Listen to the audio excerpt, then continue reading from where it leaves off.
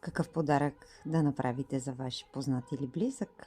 Показваме ви поръчка на наша клиентка, която си избра няколко неща. Разбира се, коледни чорапи, много смешен дядо Коледа с главата надолу, гривна от стомана с много малки и финни циркончета, бижутерка. Вътре също може да сложите пръстенче или коленце по желание.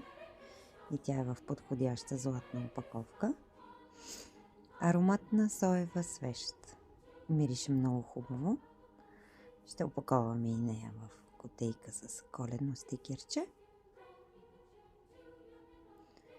Една феичка, много се чудихме и заради бялата соева свещ избрахме бялата феичка. Слагаме малко играчки за декорация и кутийката вече е готов подарък, с който може да зарадвате някоя дама.